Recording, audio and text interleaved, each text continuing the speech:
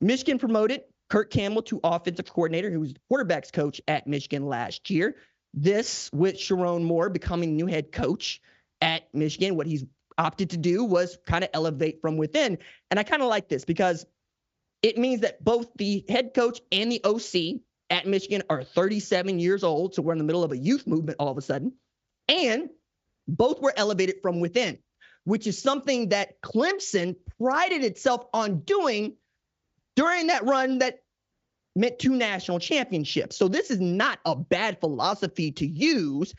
And you keep as much of your continuity from a national championship caliber team as possible. It also makes it much easier because Jim Harbaugh has gone out of his way to not only just throw his weight behind Sharon Moore and short of poaching the staff that he put together, has put his full-throated support behind the program, meaning that you get to move as you need to, and elevating Kirk Campbell isn't actually sneered at. It's thought of, okay, this is good. Kirk Campbell helped groom J.J. McCarthy.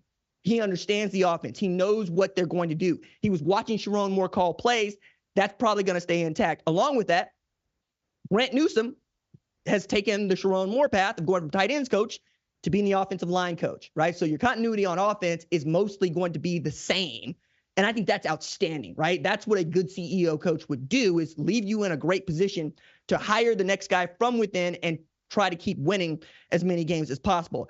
As for Campbell, he came up under Joe Moorhead, who at one point in time was really hot offensive coordinator and play caller, but also had called plays at Old Dominion. Now, that was about 4 years ago, but I think he's going to be able to pick up the rhythm just fine, especially with a guy like Sharon Moore helping him outline the game plan.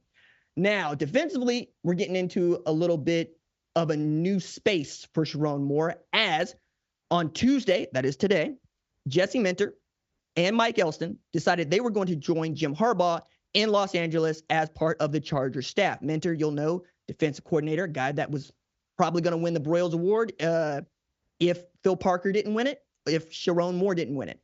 You're also looking at Mike Elston, who was not only a great defensive line coach for Michigan, but an outstanding recruiter for them.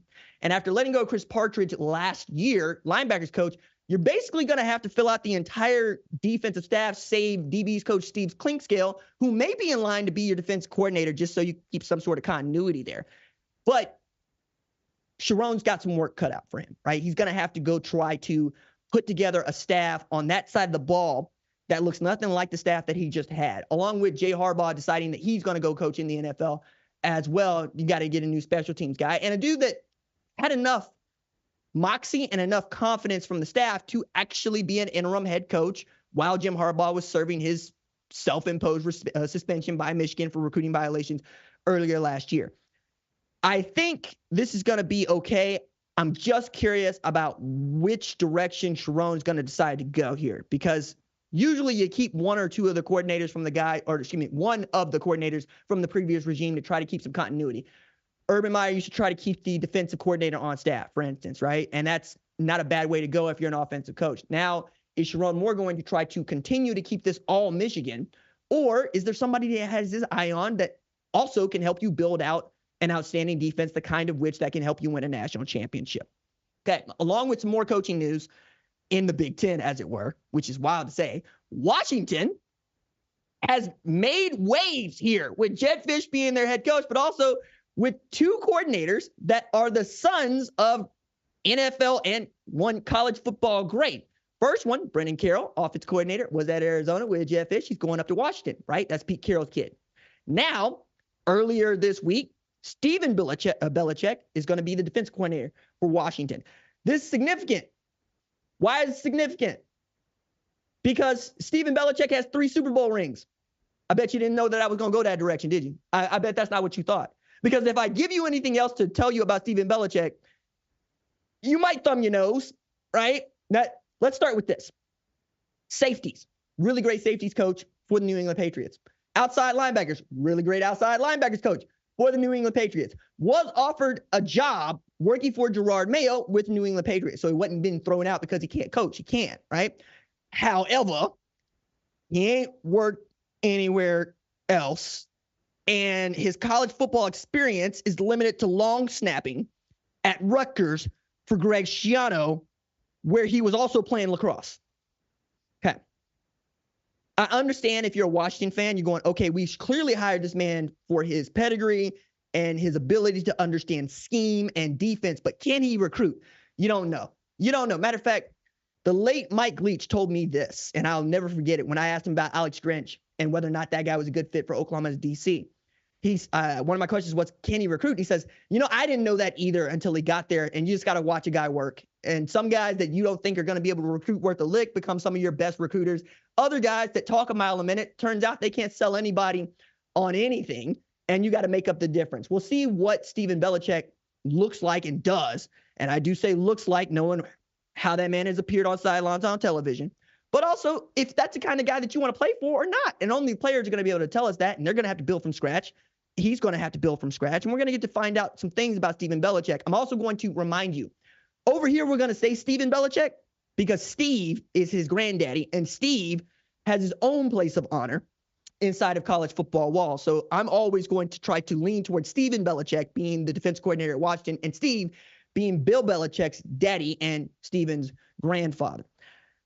I am not interested at all in what Stephen Belichick has to say about name, image, and likeness. I'm not interested at all in what he has to say about the future of college football. I am interested to see how his defenses act and play in a loaded Big Ten, because I'm just going to go out here on a limb and say they're going to judge him quick, fast, and in a hurry, because at 36 and having worked only for his daddy, you're going to have to do a lot of winning people over for them to believe that you're anything other than Bill Belichick's son. Now, Jed Fish worked with Stephen Belichick, and that should go a long way.